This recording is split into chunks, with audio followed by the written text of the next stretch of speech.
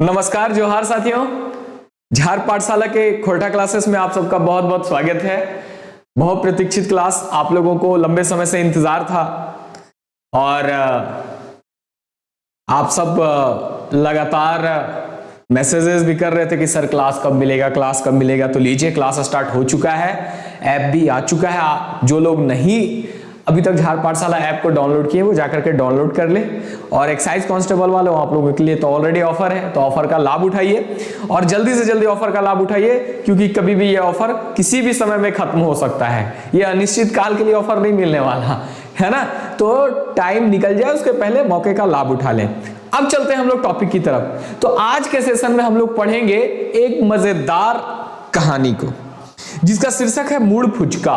क्या है शीर्षक? मूड फुचका। आप पीछे देख रहे तस्वीर थंबनेल में, एक लड़की जो है, एक लड़की के गोद में कोई लड़का जो है वो सोया हुआ है। तो यहां से तो आपको पता ही चल रहा होगा कि रोमांस चल रहा है इन लोगों के बीच में।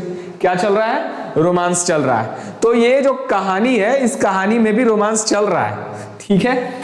आप लोगों ने गाना सुना है ना कि है तमन्ना हमें तुम्हें दुल्हन बनाए, तेरे हाथों में मेहंदी अपने नाम की सजाए, ऐसे करके गाना है। और यही बात लड़की भी कहती है। अगर लड़की बोले तो ये नहीं बोलेगी है तमन्ना हमें तुम्हें अपना दुल्हा बनाए, नहीं। अब ये देखो, ये क्या है, ये प्रेम प्रसंग को लेकर के बात हो रही है। कहीं ना कहीं लड़का और लड़की के बीच में प्रेम है और दोनों की ख्वाहिश ये है कि दोनों एक दूसरे को पति, लड़की जो है लड़के को अपने पति के रूप में देखना चाहती है, वही लड़का लड़की को अपनी पत्नी बनाना चाहता है। अब ये प्रसंग आपको क्या बतला रहा है कि जो विचारधारा है लड़का और लड़की की, कहीं ना कहीं नवीन विचारधारा है। अरे भाई, हमारा रूढ़िवादी समाज तो शादी के पहले मिलने की इजाजत भी नहीं देता, लेकिन अगर शादी के पहले कोई मिल रहा है तो इसका तात्पर्य यह है कि दोनों की जो विचारधाराएं हैं वो नवीन विचारधारा है, प्रगतिशील विचारधारा के दोनों पोषक है। तभी तो शादी के पहले ही एक लड़की और लड़का दोनों से एक दूसरे के साथ मिल रहे हैं और बातें कर रहे हैं और शादी की भी बातें कर रहे हैं। लेकिन अगर इस नवीन विचारधारा में पुरातनता समा जाए, पुरातनता मतलब रूढ़िवादिता भी समा जाए, जैसे हमारे समाज में देखो ब्याह संस्कार के साथ एक दहेज जैसी सामाजिक बुराई भी क्या हुई है, घुसी हुई है। आजकल के जो युवा हैं वो नवीन विचारधारा के तो जरूर हैं, मगर कहीं कहीं कुछ युवा ऐसे भी हैं जो रूढ़िवादी विचारधारा को छोड़ना नहीं चाहते, दोनों साथ में लेकर के चलना चाहते हैं। यानी कि प्रेम विवाह भी करना चाहते हैं और दहेज भी लेना चाहते हैं। तो कहीं ना कहीं दोनों विचारधाराएं एक दूसरे की क्या है, एक दूसरे को कटाक्ष करती है ना। ये गलत है ना, ऐसा नहीं होना चाहिए। अगर आप प्रेम विवाह के समर्थक हैं, अगर आप ये मानते हैं कि जो विवाह है वो लड़का लड़की की इच्छा से होनी चाहिए, पहले मिलन होना चाहिए, सब कुछ होना चाहिए, तो भाई दहेज जैसी सामाजिक बुराई जिसको आप ढो रहे हो उसको भी तो छोड़ देना चाहिए। तो ये जो लघु कथा है, एक लघु कथा है मूड फुचका। क्या है? लघु कथा है, जिसमें आज के सेशन में मैं आपको सब बतलाऊंगा कि मूड फुचका का मतलब क्या है, इसका उल्टा क्या होगा, क्या है, सब कुछ क्लियर हो जाएगा। आपको परेशान नहीं होना, बस बने रहिए इस सेशन में। और एकदम अलग अंदाज में हम लोग आज के सेशन को देखेंगे, मगर सोचना भी है इस सेशन के साथ। मेरे साथ जब भी आप जुड़ते हो तो सोचना भी सीखो, कहानियां सिखा क्या रही हैं, समझा क्या रही हैं। तो ये मूड फुचका जो लघु कथा है, इस लघु कथा में कहीं ना कहीं दहेज के ऊपर कटाक्ष किया गया है। क्या किया गया है? दहेज जैसी सामाजिक बुराई के ऊपर कटाक्ष करने का काम किया गया है। और ये भी बतलाया है हमारे जो कहानीकार हैं उन्होंने कि आजकल के नवीन विचारधारा वाले लोग जो हैं वो कहीं ना कहीं अपनी रूढ़िवादी विचारधाराओं को भी छोड़ना नहीं चाह रहे हैं, सिर्फ थोड़े से लाभ के लिए। किस लिए? थोड़े से लाभ के लिए। तो दोस्तों फिर से एक बार आप सबका बहुत बहुत स्वागत है आज के सेशन में। और आज के सेशन का हमारा टॉपिक है मूड फुचका। क्या है? मूड फुचका। तो देखिए इस तस्वीर को, देखिए ये तस्वीर को आप सबसे पहले देखो, देख रहे हो लड़का लड़की, ऐसा लग रहा है कि दोनों जो हैं वो एक दूसरे को नापसंद कर रहे होंगे। ये देखो दोनों एक दूसरे में खोए हैं, आंखों से आंखें मिल रही है, एकदम मिल रही है ना। दोनों की नजरें जो है वो हट ही नहीं रही है एक दूसरे से, एकदम टकाटक दोनों टकटकी लगा करके एक दूसरे को देख रहे हैं, है ना। क्या कर रहे हैं? टकटकी लगा करके दोनों एक दूसरे को देख रहे हैं। अरे भाई ये कीड़ा आ गया है, और कीड़े की वजह से बोर्ड गड़बड़ा रहा है। चलो, तो ये दोनों एक दूसरे को टकटकी लगा करके देख रहे हैं। मतलब ये दोनों, यहां से इस इमेज से क्लियर है कि ये दोनों एक दूसरे को खूब पसंद करते हैं, दोनों एक दूसरे से खूब पसंद करते हैं, और दोनों के बीच में कन्वर्सेशन चल रहा है, संवाद चल रहा है। तो बातें तो हो रही है, बातें होते होते ये जो लड़का है, अभी बताऊंगा नहीं इसका नाम क्या है, आगे बतलाऊंगा। तो ये जो लड़का है वो लड़की से अपनी शादी की इच्छा जाहिर करता है और ये गाना गा के सुनाता है कि है तमन्ना हमें तुम्हें दुल्हन बनाए। अब ऐसा जब लड़की सुनती है तो इसकी भी ख्वाहिश होती है कि इसको दुल्हा बनाए। और जैसे सुनी कि ये जो लड़का है कह रहा है, मतलब जो प्रेमी है कह रहा है कि तुमको दुल्हन बनाना चाहते हैं, तो लड़की खूब खुश हो जाती है और ये अचानक से इसका जो चेहरा है वो शर्म से तो एकदम लाल हो जाता है, ठीक है, और बोलती क्या सच बात, सच में तुम मुझे दुल्हन बनाना चाहते हो? तो लड़का बोलता हाँ मैं तुम्हें दुल्हन बनाना चाहता हूं। तो लड़की बोलती मेरी भी यही ख्वाहिश है, मैं भी तुम्हें ही अपना दूल्हा बनाना चाहता हूं, भले से ही दुनिया का आबादी अरबों में काहे न है, ये अरबों में हमरा तू ही पसंद आया है, तू ही हमार बाबू, तू ही हमार सोना, तू ही हमार करेजा, तू ही हमार जे है से सभी, है ना, ये लड़की बोलती है। तो फिर लड़की बोलती है कि देखो बात अगर शादी की है तो हमको तो तुम ऐसा करो, मेरे बाप से बात करो, अगर मेरा इस शादी का बात मेरे बाप से करते हो तो ज्यादा अच्छा होगा, वहां अगर समर्थन मिल गया तो फिर तो हम लोगों को कोई दिक्कत है ही नहीं। अब लड़की का जो बाप है वो भी भाई नवीन विचारधारा का है, मतलब नया जनरेशन का है, वो वाला ना है कि कैसे तुमने मेरी बेटी को देखा आंख उठा करके, तुम्हारी इतनी हिम्मत कैसे हुई कि मेरी बेटी से तुम ब्याह की बात करने के लिए आए हो, उड़ा देंगे तुमको, मार देंगे तुमको, वो विचारधारा वाला नया है। इसका जो बाप है लड़की का, ये भी नई विचारधारा का इंसान है, मतलब नई सोच वाला, नई जनरेशन के सोच वाला आदमी है, और वो भी लव वव मैरिज उरेज पर यकीन करने वाला आदमी है, सपोर्ट करता है वो। और लड़का को बोलता है कि हाँ ठीक है कोई दिक्कत नहीं है, हमको बहुत अच्छा लगा कि तुमने ये कहा कि मैं आपकी बेटी से शादी करना चाहता हूं, बहुत हमको दिल से खुशी हुई, लड़की का बाप कहता है। मगर देखो कि शादी के मामले में तो दहेज वहेज चलता है, कुछ पैसा कौड़ी लेन देन चलता है, तो इसके बारे में तो लड़का जो है अब वहां पे इसकी नई विचारधारा एकदम खत्म हो जाती है और ये रूढ़िवादी विचारधारा में घुसता है और क्या कहता है, कहता है अच्छा ये सब तो मैं जानता ही नहीं हूं, मतलब लेन देन मतलब दहेज, तो दहेज वहेज के बारे में मैं कुछ नहीं जानता, ये सब जानेगा कौन, मेरा बाप जानेगा। और ये कह करके लड़का वहां से चला जाता है। लड़की का जो बाप है लड़का को देखते रह जाता है। आखिर लड़की का बाप, लड़के ने क्लियर तो नहीं ना किया कि दहेज नहीं लेंगे, वो बोलता है वो सब मेरा बाप समझेगा, मतलब ये शादी भी करना चाहता है प्रेम विवाह, और जिससे प्रेम कर रहा है उसके बाप से दहेज भी लेना चाहता है, यानी कि शादी के बदले दहेज वो लेना चाहता है कहीं ना कहीं। और दहेज की बात किसके ऊपर टाल करके भाग जाता है, तो अपने बाप के ऊपर टाल करके भाग जाता है। तो दोस्तों किसी बात से बचकर भागना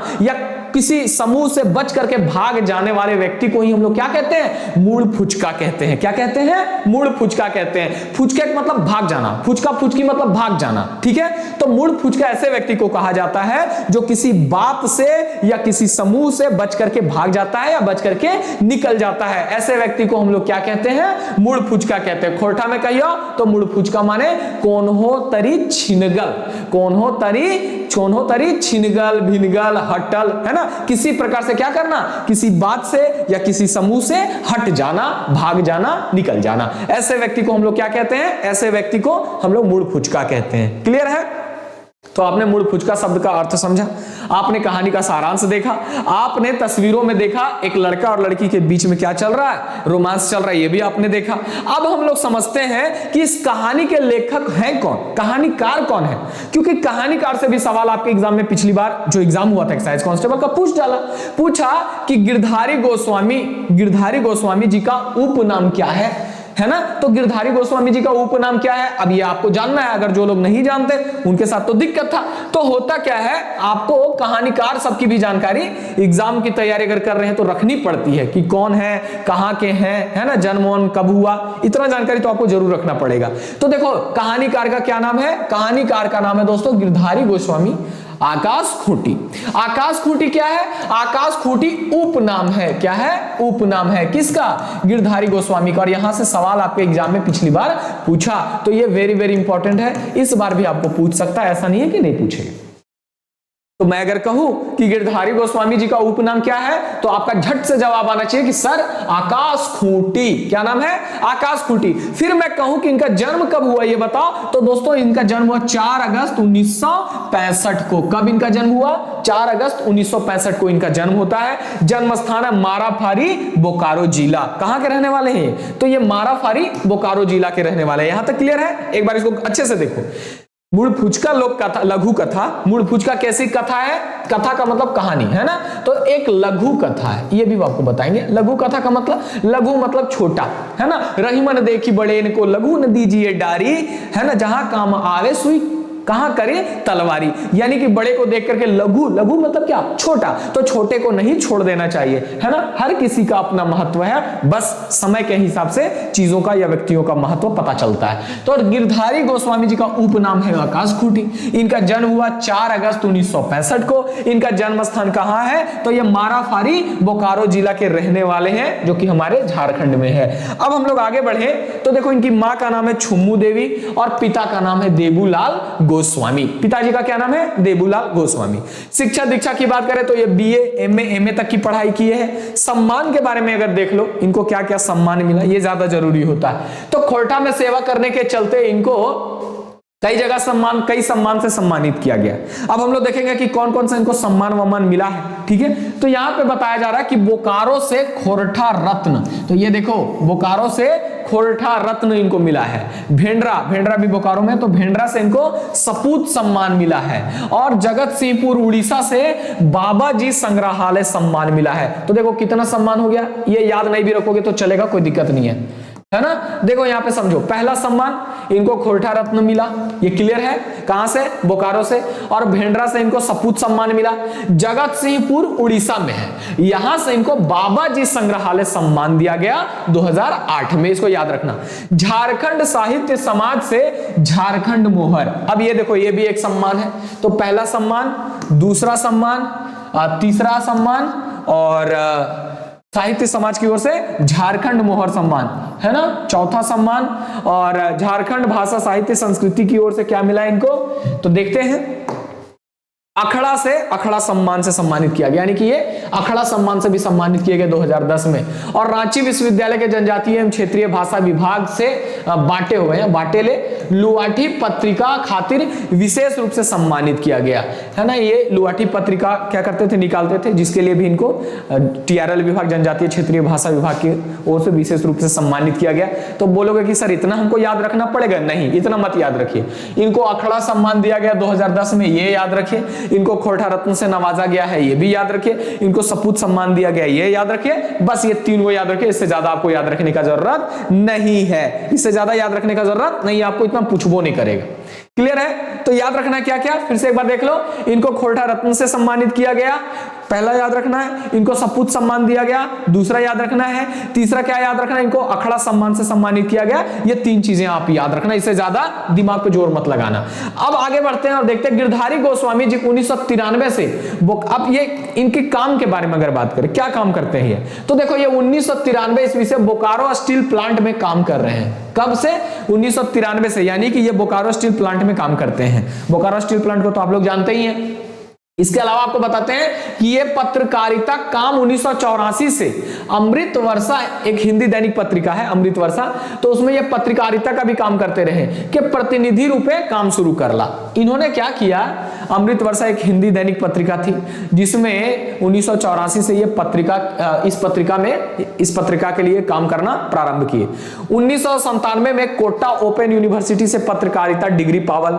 तकर बाद 1997 में ये कोटा ओपन यूनिवर्सिटी से पत्रकारिता में डिग्री लिए और डिग्री पाने के बाद स्वतंत्र पत्रकारिता करने लगे। यानी कि देखो ये पत्रकारिता भी करते हैं, है ना, पत्रकार भी हैं, पत्रकारिता भी करते हैं। इसके अलावा आपने देखा कि ये बोकारो स्टील प्लांट में भी ये काम करते हैं। उसके अलावा आपने और क्या देखा, उसके अलावा आपने जाना कि ये साहित्यकार भी हैं, खोरठा रचनाएं करते हैं, साहित्य सृजन करने का भी काम करते हैं। ठीक है, इसके अलावा देखो कि 1999 में बालीडीह खोरठा कमेटी बनाई के बालीडीह खोरठा कमेटी बना करके इन्होंने क्या किया, एक खोरठा की मासिक पत्रिका है जिसका नाम है लुआठी, तो लुआठी पत्रिका को निकालना शुरू किए। बहरावे शुरू करना मतलब लुआठी पत्रिका को निकालना शुरू किए। एकर माध्यम उ खोरठा सेवा और प्रचार प्रसार करे में लागल है।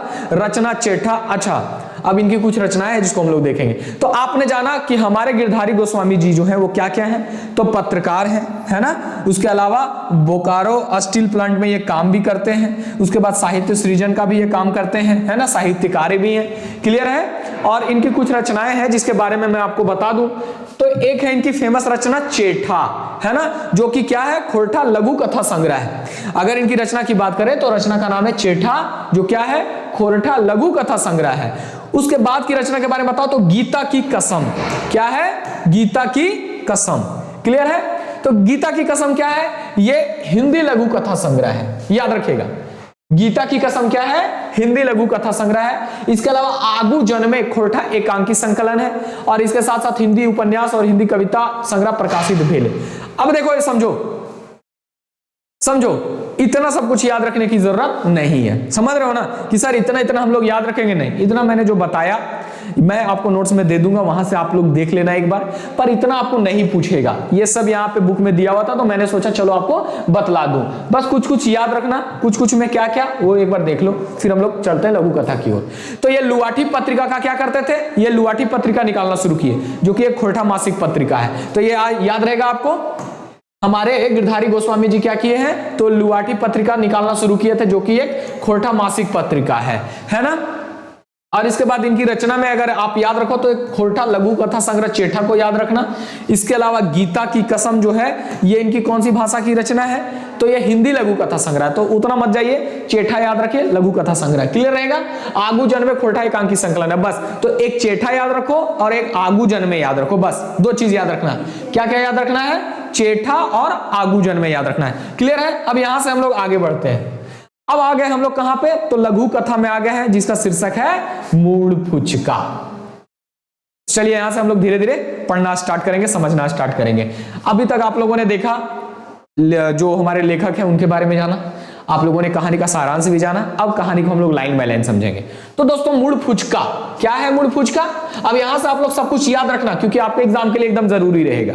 तो मूड फुचका क्या है, ये एक लघु कथा है। कैसी रचना है, तो लघु कथा है, याद रखिएगा। लघु कथा का मतलब एक छोटी कहानी है, छोटी कहानी, बहुत बड़ा आकार की नहीं है, ये एकदम छोटी आकार की है, समझ रहे हैं। तो यहां से सवाल बन जाएगा, याद रखना, पूछेगा कि मूड फुचका कैसा रचना लागे, तो ये एगो लघु कथा लागे। और मूड फुचका लघु कथा के जो लेखक हथिन उनकर की नाम लागे, तो जवाब देते चलिएगा मन ही मन। जवाब यहीं पे है, गिरधारी गोस्वामी आकाश खूंटी। आकाश खूंटी किए के, तो आकाश खूंटी गिरधारी गोस्वामी जी के उपनाम लागे। यहां तक क्लियर है। मूड फुचका शब्द का अर्थ क्या है, तो देखो मूड फुचका शब्द का अर्थ समझ लो। मूड फुचका शब्द का अर्थ है, मूड फुचका शब्द का अर्थ है कोन्हो तरी छिनगल, है ना, छिनगल मतलब किसी प्रकार से क्या करना, अलग होना, यानी कि किसी प्रकार से क्या होना, भाग जाना, किसी बात से भाग जाना, अब जिस प्रकार से भागे भाग जाना, किसी समूह से भाग जाना, चाहे गोंठ से छिनगल भी लिख सकते हैं, गोंठ से छिनगल, गोंठ से छिनगल। तो गोंठ से छिनगल व्यक्ति को या किसी बात से बच करके निकले हुए भागे हुए व्यक्ति को हम लोग क्या कहते हैं, मूड फुचका कहते हैं, क्लियर रहेगा। मूड फुचका मतलब किसी बात से बच करके भाग जाने वाले व्यक्ति को, या किसी समूह से बच करके निकल करके भाग जाने वाले व्यक्ति को हम लोग खोरठा में क्या कहते हैं, मूड फुचका कहते हैं। अब एक चीज दिमाग में आ रहा होगा कि इस मूड फुचका सुने होंगे, बच के भाग जाना, फुचका का मतलब बच के भाग जाना, तो फुचका से ही फिर एक शब्द आया मूड फुचका। देखो मूड फुचका जो है, समझना, मूड फुचका का उल्टा क्या होता है, तो मूड फुचका का उल्टा होता है कैदे फसल। अब देखो बच करके भाग जाने का उल्टा क्या होगा, कैद में फंस जाना। तो यहां से अगर आपको पूछे कि मूड फुचका शब्द के उल्टा शब्द बतावा, उल्टा शब्द, तो उल्टा शब्द क्या हो जाता है, कैदे फसल, मतलब कैद में फंसा हुआ, है ना। बच करके भाग जाने का उल्टा यही ना होगा, कैद में फंसा हुआ। यहां तक आसान है, किसी को कोई दिक्कत नहीं है। तब चलो आगे बढ़ते हैं। अगला है ये देखो, इस कहानी, अब जो कहानियां हैं, कहानियों में पात्र होते हैं, तो कहानी का जो हीरो है, कहानी का जो मुख्य पात्र है उसका क्या नाम है, कहानी के मुख्य पात्र का नाम है विजय। क्या नाम है? विजय। याद रखिएगा, पूछ देगा यहां से सवाल कि मूल फुचका कहानी के मुख्य पात्र के है, तो कहानी का जो मुख्य पात्र है उसका नाम है विजय। यहां से सवाल पिछली बार पूछा भी था। और ये विजय की ही तस्वीर है, भले से आपको कार्टून दिख रहा होगा। ये कौन है? ये हमारे विजय साहब है। विजय कौन है? विजय साहब है। याद रहेगा। अब देखो ये विजय स्मार्ट है, ऐसा नहीं कि स्मार्ट नहीं है, बेचारा स्मार्ट है पूरा। अब ये कहानी का मेन पात्र तो हो गया, विजय हो गया। इसके बाद क्या है? इस कहानी की जो नायिका है, नायिका यानी कि विजय की जो हीरोइनिया है ओकर का नाम है? तो विजय की हीरोइनिया का नाम है नीरा। क्या नाम है? नीरा। इस कहानी में नीरा के लिए नीरू शब्द का भी इस्तेमाल किया गया, नीरा या नीरू। क्लियर है? तो नीरा या नीरू कौन है? तो इस कहानी की नायिका है। तो ये दो चीज याद रहेगा। अब चलते हैं हम लोग आगे चलते हैं। तो ये देखो, ये कौन है? लड़की, यही तो है हमारी नीरू या नीरा। विजय की यही हीरोइन है, समझ रहे हैं? ये कोई साउथ इंडियन हीरोइन है जिसको मैंने उठा लिया है, पर कोई बात नहीं है, जो भी है इसको याद रखिएगा, ये कौन है? नीरा या नीरू है। क्लियर है? कोई परेशानी नहीं है। अब चलो आगे बढ़ते हैं। आगे है, फिर से एक बार रिवीजन करते हैं। मूल फुचका कहानी का जो मुख्य पात्र है उसका क्या नाम है? विजय। विजय की जो प्रेमिका है उसका क्या नाम है? नीरू या इस कहानी में दो, इसका नीरू शब्द भी जिक्र हुआ है या नीरा, यह यहां तक क्लियर है। अब इस कहानी में विजय के बाप का भी नाम आया है, विजय के बाप, लेकिन विजय के बाप का नाम बताया नहीं गया है। तो यह भी एक पात्र है, विजय का बाप। क्लियर है? गौण पात्र है ये, इसका कोई रोल है ये नहीं है इसमें। इसके अलावा नीरू का बाप भी इस कहानी में पात्र है। नीरा का जो बाप है वो भी इस कहानी का पात्र है। और नीरा का जो बाप है ये नौतन विचारधारा का आदमी है। हिंदी में ही लिख दे।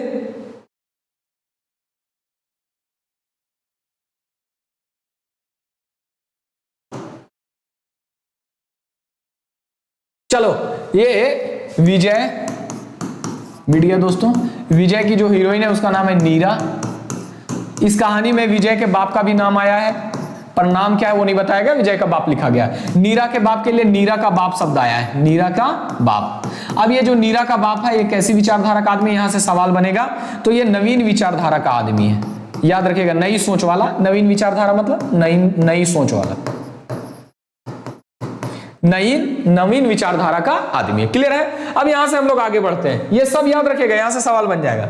ये सब देखो, अब कहानी स्टार्ट होता है आपका यहां से। अब कहानी आपका स्टार्ट होता है, यहां से लाइन बाय लाइन हम लोग पढ़ेंगे। तो ये देखो, नीरा है और नीरा के गोद में विजय जो है वो ऐसे सोया हुआ है ना? क्या हुआ कहानी में सुनिएगा। कहता है कि कहियो नीरू। ये कौन बोल रहा है? विजय बोल रहा है। तो कहानी विजय के शब्दों के साथ आरंभ होती है। कहता है विजय कि कहियो नीरू। नीरू मतलब नीरा से कह रहा है कि क्या कहे तुमको नीरू? तोय हमार मने, तोय मतलब तुम, ठीक है? तोय मतलब तुम हमारे मन में ई रकम ढुइक गेल है। यहाँ पे ढुइक होगा, ढुइक गेल है जे बुझाए है हमार जानवा तोरे ठिन राखल है ना? एकदम पूरा प्रेम भरा बात बोल रहा है। बोलता है कि नीरू, तुम मेरे मन में मतलब मेरे दिल में तुम इस प्रकार से समा गई हो कि ऐसा लगता है कि मेरा प्राण जो है ना वो मेरा जो प्राण है वो तुम्हारे पास रखा हुआ है, यानी कि तुम्हारे पास है। ऐसा लगता है कि मेरा जान तुम्हारे ही पास है। तोरा गोटे जिंदगी यापन ठीन, आगे अपना इच्छा व्यक्त करता है। कहता कि अगर तुमको गोटे जिंदगी तोरा यहाँ चंद्र बिंदु, तोरा गोटे जिंदगी यापन ठीन राखे पारतलो, ये बताया विजय। कहा कि काश तुमको पूरा जीवन अपने पास रख पाते। तुम मेरे मन में ऐसे समा गई हो कि मुझे ऐसा प्रतीत होता कि मेरा जान लगता है तुम्हारे ही पास है। काश तुमको पूरा जीवन भर अपने पास रख पाते। और विजय की हिया खलास बातें चिहाय कुठली नीरा। अब विजय की जो दिल की बात थी वो सुन करके नीरा जो एकदम चिहक उठती है, एकदम अचंभित हो जाती है और लाजे मुंह लाल भई गए। उसका एकदम लाज से इस विजय की बात सुन करके कि मुझे ये पत्नी बनाना चाहता है, तो विजय की बातों को सुन करके शर्म से नीरा का जो मुंह एकदम लाल हो जाता है। यहां सवाल बन जाएगा कि किसका लाज से मुंह लाल हो जाता है? तो नीरा का मुंह लाल हो जाता है। देखो ये दोनों बात कर रहे हैं। अब की कहले सच्चो विजय हमरो यह साधे। अब ये जो है नीरा है वो विजय से कहती है कि क्या कहा विजय? सच में? क्या तुम सच में मुझे दुल्हन बनाना चाहते हो?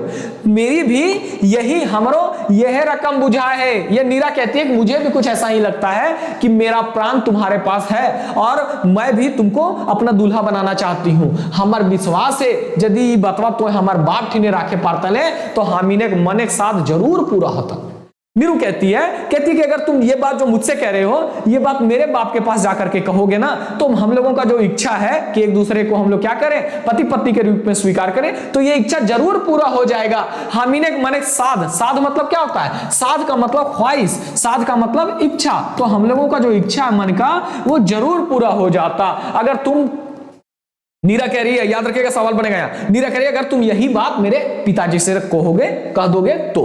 नीरा साई पाई के विजय खुश भेल, नीरा का साई पाई के मतलब सहमति पाकर, सहमति पाकर। अब नीरा की सहमति पाकर के विजय एकदम खुश हो जाता है और बत्तर देख के एक दिन नीरा के बाप से, बत्तर का मतलब क्या होता है, मौका, मौका या अवसर देकर के। अब लड़की के बाप से बतियाना है तो जैसन तैसन जोनों समय में नहीं चल जाइएगा।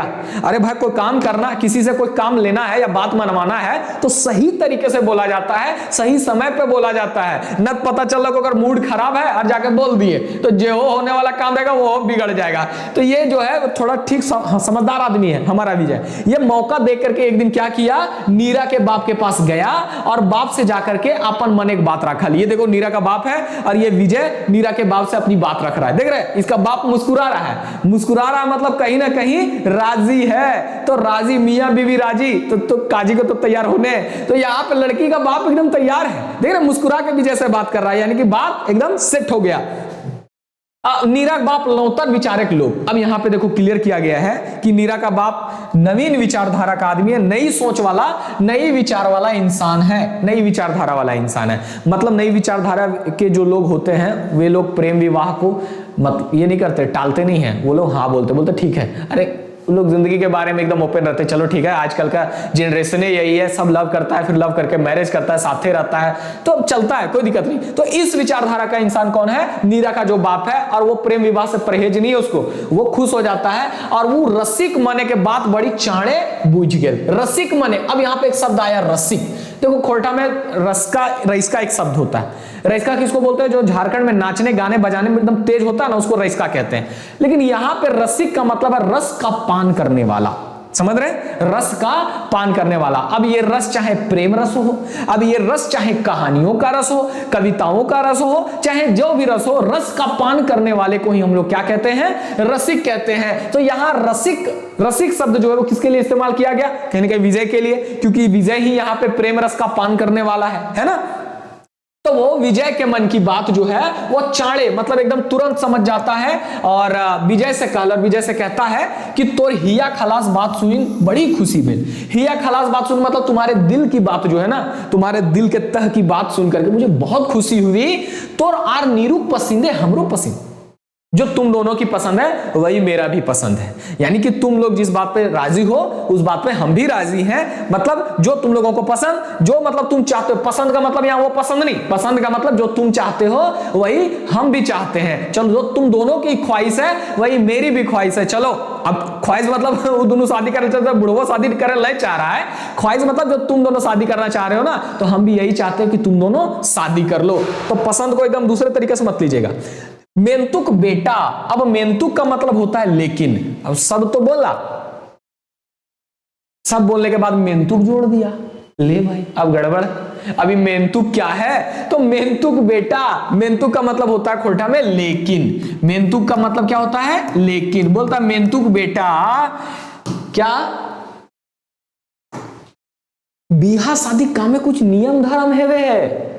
अब ये समझाता है, कहते हैं देखो बेटा ब्याह शादी ऐसा नहीं होता, हम तो राजी हैं, तुम लोग दोनों के प्यार पे हमको कोई ऐतराज भी नहीं है, जो तुम दोनों की चाहत वही मेरी भी चाहत है, कोई आपत्ति नहीं है। मेंतु बेटा, लेकिन बेटा लड़की का बाप है ना, तो लड़की के बाप को तो टेंशन है, क्योंकि लड़की के बाप को ही दहेज देना पड़ता है, लड़की के बाप को ही दहेज देना पड़ता है। लड़का का क्या है, लड़का का बाप तो ले जाता है, लड़के को कुछ यहाँ खर्च नहीं है, लड़की के बाप को टेंशन है। तो यह बोलता है बेचारे को वही टेंशन में दिमाग में आ गया कि कहीं दहेज वे छोड़तो कि लतो पता ना है। अब ये क्या करता है, एकदम दबे सवर में बोलता है मेंतु बेटा ब्याह शादी का में कुछ नियम धर्म है वे।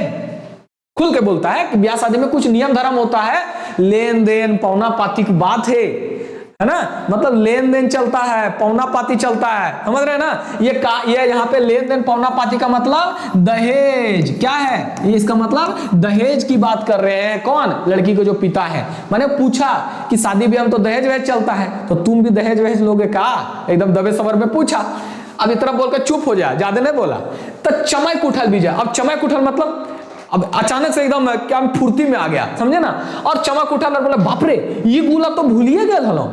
अब शादी का बात तो कर रहा है, सारा बात तो कर दिया, अंत में जब लड़की के बाप ने कहा दहेज की बात तो कहता कि हम तो ये तो भूलिए गए थे हम ये सब चीज, ये दहेज वहेज का भी मामला होता है। और बड़ी सहज भावे बेचारा कहा, एकदम आराम से सरल भाव के साथ क्या कहता है, लेन देन, इतनी बोलो देखिए, लेन देन माने दहेज, ऐसे बोलता है जैसे ना समझ वो, बोलता लेन देन मतलब दहेज, तो हम ये गुला कौन हो ना जानी, बोलता है लेन देन मतलब दहेज ना, हम ये सब बिल्कुल नहीं जानते हैं। देखो नहीं जानी मतलब कहीं ना कहीं विजय जो है वो बच करके भाग रहा है। कौन भाग रहा है, विजय बच करके भाग रहा है जब दहेज की बात होने लगी तो। लेन देन मतलब दहेज, ये गुला हमें कौन हो ना जानी, हम तो इतने जान हो जब बिहा करब तो यापन पसंद एक बेटी छुआ सन आ नीरू हमरा खूब है पसंद ही।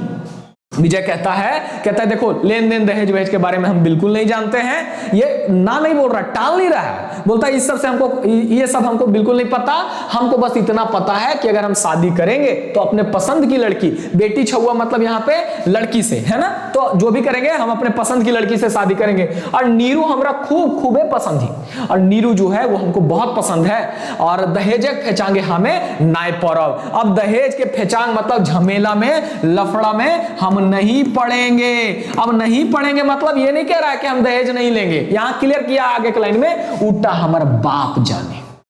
अब ये बच के भाग गया, अब बाप को टाल दिया दहेज वाली बात को अपने बाप पर, तो बच के भाग जाने को ही हम लोग, भाग जाने वाले को ही खोटा हम लोग क्या कहते हैं, मुड़ फुचका कहते हैं। तो यहां बच के कौन भाग रहा है, यहां बच के भाग रहा है आपका विजय भाग रहा है, और क्या बोला कि दहेज के फेचांग में हम नहीं पड़ेंगे, ये सब कौन जाने, उल्टा हमारा बाप जाने, वो सब मेरा बाप जाने, हमको इससे कोई लेना देना नहीं है। तो मुड़ फुचका कौन है इस कहानी में, कौन है, ये सवाल आएगा। ये कहानी है मुड़ फुचका के है के, तो ये कहानी है मुड़ फुचका जे है से आपन विजय लागे। कौन है मुड़ फुचका, विजय।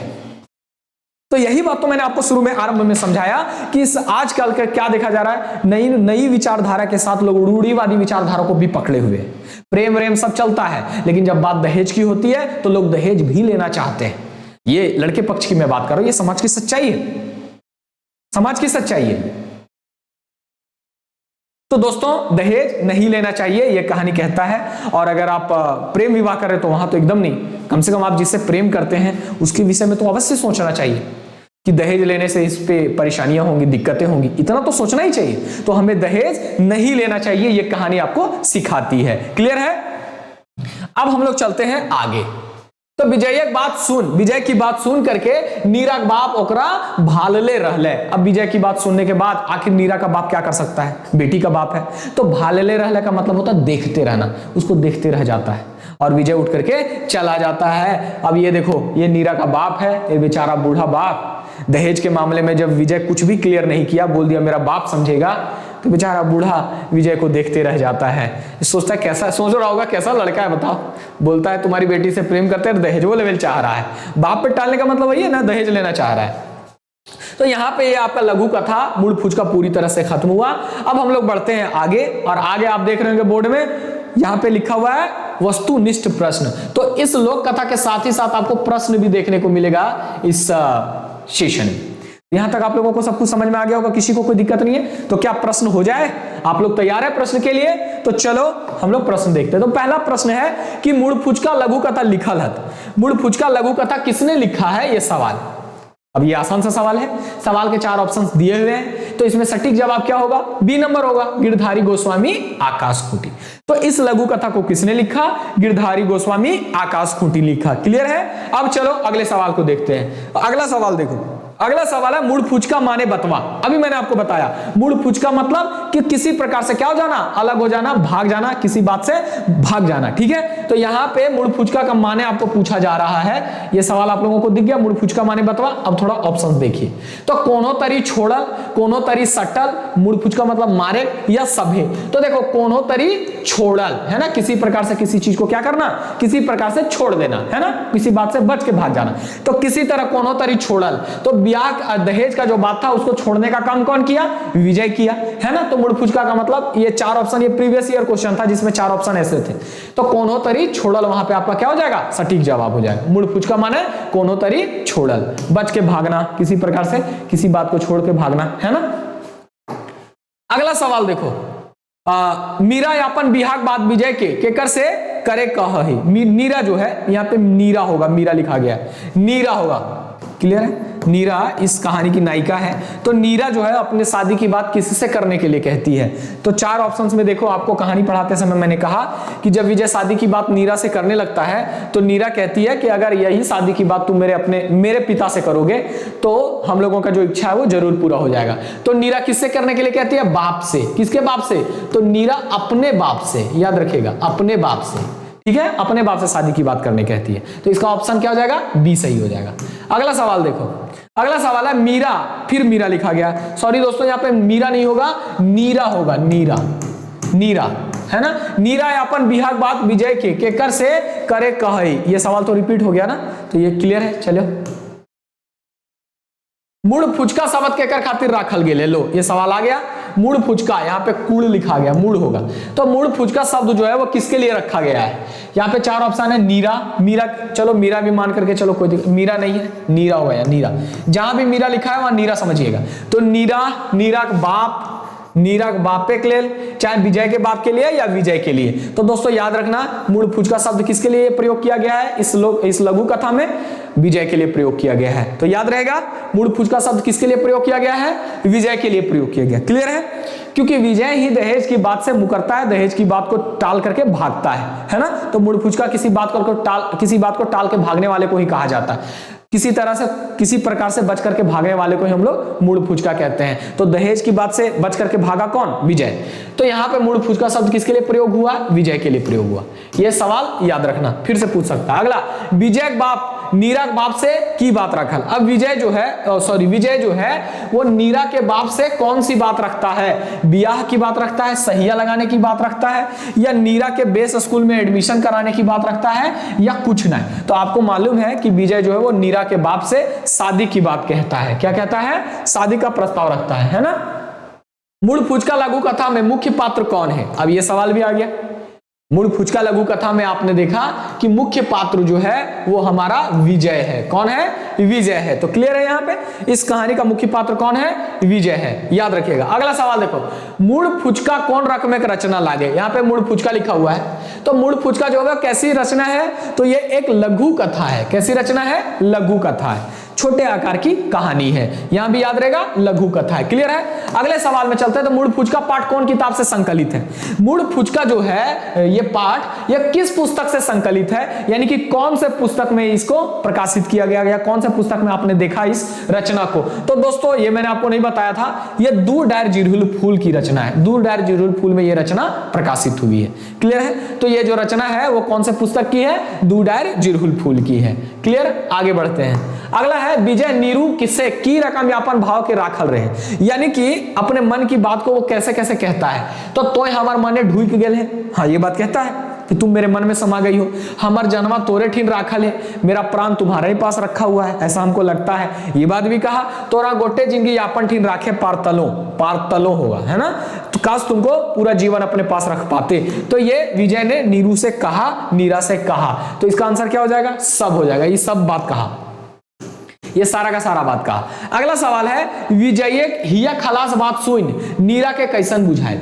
अब विजय की दिल की बात सुन करके, हिया खलास बात सुन करके, मतलब दिल की बात सुन करके नीरा को कैसा लगा। तो नीरा को कैसा लगा, नीरा को अच्छा ही लगा, खराब थोड़े लगा। नीरा चिहक उठली, लाजे मुंह लाल भई गेले, ए भी दुयो, तो जी हाँ ये भी दोनों होगा। नीरा एकदम चिहक उठती है, नहीं एकदम आश्चर्यचकित हो जाती है बेची कि क्या बोल दिया, एकदम आश्चर्य हो जाता है उसको, और लाज से उसका शर्म से मुंह जो है वो लाल भी हो जाता है। तो ये भी दोनों हो जाएगा। अगला सवाल, नीरा के बाप कैसन विचारक लोग रहे। नीरा के बाप कैसी विचारधारा का इंसान था। तो नौतन विचारक इंसान था। नौतन लिखे, लौतन लिखे, नावा लिखे, ये सब का मतलब क्या होता है, नया होता है ना। लौतन, नौतन, नावा, ये सब का मतलब नया। तो नीरा का जो बाप है वो नई विचारधारा का इंसान है, याद रखना। अगला सवाल देखो, नीरा बाप विजयक बात सुन की कहल। नीरा का जो बाप है विजय की बात सुन करके क्या कहा कि तोर हिया खलास बात सुन बड़ी खुशी भेल, तोर आर निरूप पसंदे हमर पसंद, बेटा बियाह शादी काम में कुछ नियम धर्म है वे। तो ये सब के सब बात नीरा के बाप ने विजय से कहा था ना कि तुम दोनों की तुम्हारी बात सुन करके हमको बहुत अच्छा लगा और तुम्हारा नीरू का पसंद ही मेरा पसंद है, और बेटा बियाह शादी काम में कुछ नियम धर्म होता है, ये बात भी नीरा के बाप ने विजय से कहा था। तो ये सारी की सारी बातें नीरा के बाप ने विजय से कहा, तो ऑप्शन नंबर डी सही है। अगला, बियाह शादी काम में नियम धर्म है वे, एकर में की बात निरूप बातें बापे कहल। बापे हो गया, बापे मतलब बाप ने। बियाह शादी काम में नियम धर्म है वे, मतलब ब्याह शादी के काम में कुछ नियम धर्म होता है, एकर में की बात नीरू बाप ने कहा। इसमें कौन सी बात नीरू के बाप ने कहा, तो लेन देन पवना पातिक है ना, बात विचार है वे, रीति रिवाज है वे, या कुछ ना है वे। तो नीरू बाप ने कहा कि ब्याह शादी के मामला में कुछ लेन देन होता है ना, कुछ पवना पाती होता है, मतलब कुछ लेन देन चलता है, यही ब्याह शादी का नियम धर्म है। आजकल लेन देन चलता है मतलब दहेज चलता है, तो ए ऑप्शन आपका सही हो जाएगा। क्लियर है। अगला देखते हैं, लेन देन कर माने की बतवल गेले। तो विजय देखते हैं एकदम चिढ़ा के बोलता है कि लेन देन के माने दहेज। तो लेन देन का मतलब क्या बताया गया इस कहानी में, दहेज बताया गया। जल्दी जल्दी आप लोग आंसर करना। अब चलो अगला सवाल देखते हैं, गिरधारी गोस्वामी जी का उपनाम बतवा। ये सवाल याद रखना दोस्तों, वेरी वेरी इंपॉर्टेंट है। गिरधारी गोस्वामी जी का उपनाम है आकाश खूंटी। क्या उपनाम है, आकाश खूंटी। अगले सवाल की तरफ चले। अगला सवाल देखो, गिरधारी गोस्वामी कौन पत्रिका का संपादक लगा। तो ये लुआठी पत्रिका के संपादक हैं, याद रखिएगा। कौन सी पत्रिका, लुआठी पत्रिका के संपादक हैं। क्लियर। अगला देखो, अगला गिरधारी गोस्वामी का घर कहां है। तो इनका घर बालीडी बोकारो है। कहां है, बालीडी, सॉरी माराफारी बोकारो ना, माराफारी बोकारो इनका घर है, याद रहेगा। कहां के हैं ये, माराफारी बोकारो के हैं। अब अगला सवाल देखो, अगला सवाल है गिरधारी गोस्वामी कहां काम करो हला। तो गिरधारी गोस्वामी बोकारो इस्पात लिमिटेड, बोकारो स्टील प्लांट में ये काम करते हैं, है ना, बोकारो स्टील प्लांट में। अगला सवाल है, बाकी ऑप्शंस है, चलो मतलब यहां पे खत्म हो गया। तो गिरधारी गोस्वामी बोकारो स्टील प्लांट में कहां के रहने वाले हैं, माराफारी बोकारो के रहने वाले हैं। और गिरधारी गोस्वामी जी कौन पत्रिका, लुआठी पत्रिका, आकाश खूंटी इनका उपनाम है। तो यहां पे आपका ये जो सेशन है ये पूरी तरह से खत्म हो जाता है। एमसीक्यू के साथ मैंने आपको ये सेशन दिया है, सब कुछ एक सेशन में कंप्लीट होगा। कहानी, शब्दावली और भी जो चीजें हैं वो सब के सब होगा, टेंशन नहीं लेना है। नोट्स आपको बाकायदा मिल जाएगा, हैंड रिटन नोट्स मिल जाएगा, चिंता मत कीजिएगा। उसमें एमसीक्यू भी रहेगा, जो इंपॉर्टेंट है वो सब रहेगा। तो फिर मिलते हैं अगले सेशन में अगले टॉपिक के साथ। मेरे साथ बने रहने के लिए, झार पाठशाला के साथ जुड़ने के लिए आप सबको बहुत बहुत धन्यवाद। जो लोग नए हैं उन लोगों को बता दूं कि जा करके आप ऐप को डाउनलोड कर लीजिए, झार पाठशाला ऐप को। और उस ऐप को डाउनलोड करने के बाद, उस ऐप को डाउनलोड करने के बाद जो भी आपका रजिस्टर ईमेल आईडी है, ठीक है, इस ईमेल आईडी को 98, अब देखो करना क्या है, वहां पे कोर्स लॉन्च हो चुका है एक्साइज कांस्टेबल का। और दोस्तों आप लोगों के लिए ऑफर प्राइस है अभी 11 रुपया, यानी कि आप पूरा का पूरा एक्साइज कांस्टेबल का कोर्स मात्र 11 रुपया में फिनिश कर सकते, पढ़ सकते, जिसमें आपका सब पोर्शन कंप्लीट कराया जाएगा। सब पोर्शन कंप्लीट कराया जाएगा, चाहे वो ग्रामर का पोर्शन है जो आपके सिलेबस में है वही, है ना, जो आपके सिलेबस में है वही, चाहे वो कहानी हो, चाहे वो निबंध हो, जो भी आपका सिलेबस है कंप्लीट सिलेबस को कवर किया जाएगा। और सिर्फ आपसे दक्षिणा लिया जा रहा है दोस्तों, ये कोई चार्ज नहीं है। आपको जितने में मैं दे रहा हूं इससे अधिक तो मेरा खर्च हो रहा है सर्वर में, ऐप में और सब चीजों में, पर टेंशन नहीं लेना है। देखो ऐप पे ये सारी क्लासेस मैं YouTube पे भी दे सकता हूं, ऐसा नहीं है कि नहीं दे सकता, मगर YouTube में देने का दिक्कत ये है कि यहां से मैं PDF प्रोवाइड करने में मुझे परेशानी है। और अगर आप बोलोगे कि टेलीग्राम पे दो, तो देखो टेलीग्राम पे क्या बहुत ज्यादा शेयर वेयर इधर उधर हो जाएगा। और मैं चाहता हूं कि मेरी जो मेहनत है वो सटीक तरीके से सही लोगों तक तो पहुंचे, है ना, लोग डायरेक्ट मेरे से कम जुड़े, ताकि मुझे भी लगे हाँ कि जो मैंने मेहनत किया और मैंने डायरेक्ट लोगों को चीजों को प्रोवाइड करवाया है। तो आप मेरे साथ ऐप पे आओ, ऐप का नाम है झार पाठशाला, जहां से आप ऐप को डाउनलोड, झार पाठशाला नाम है, झार पाठशाला नाम से आप प्ले स्टोर पे सर्च करो, पूरा ऐप आपको मिल जाएगा। इस ऐप को डाउनलोड करो और डाउनलोड करने के बाद 11 रुपया आपको दक्षिणा देना है एक्साइज कांस्टेबल वालों को। और दक्षिणा देकर के जो आपका रजिस्टर्ड ईमेल आईडी है, रजिस्टर्ड ईमेल आईडी है, उसको क्या करना है, मेरे ऑफिशियल नंबर पे भेजना है। और ऑफिशियल नंबर है मेरा 9805000805। इस नंबर पे भेजिएगा अपना रजिस्टर्ड ईमेल आईडी, याद रखिएगा। लोग इधर उधर भेज रहे हैं, और भेजने के बाद कम से कम 1 से 2 दिन वेट कीजिएगा दोस्तों। अभी आपको मैं क्लासेस YouTube पे दे दूंगा, तो परेशान नहीं होना है, सारा क्लास आपको कवर हो जाएगा, कुछ भी नहीं छूटेगा। इसके बाद सारा का सारा जो क्लास है वो आपको ऐप पर ही मिलेगा। तो फिलहाल के लिए आप लोग इस ऑफर का लाभ उठाइए, झार पाठशाला के साथ जुड़िए और चैनल को सब्सक्राइब करना मत भूलिएगा, दोस्तों में शेयर करना भी मत भूलिएगा, क्योंकि आपको शानदार धांसू जबरदस्त क्लास मिलने वाला है और मैं पूरी कोशिश करूंगा कि आपके खून में खोटा को मैं प्रवेश करवा दूं। क्लियर है? एक सवाल नहीं छूटेगा आपके एग्जाम में, इसका मैं पूरा प्रयत्न करूंगा। तो फिर मिलते हैं अगले सेशन में अगले टॉपिक के साथ। मेरे साथ बने रहने के लिए, मेरे साथ जुड़ने के लिए, झार पाठशाला को अपना प्यार देने के लिए, अपना सपोर्ट देने के लिए आप सबका बहुत बहुत धन्यवाद, दिल से धन्यवाद। जय हिंद, जय झारखंड।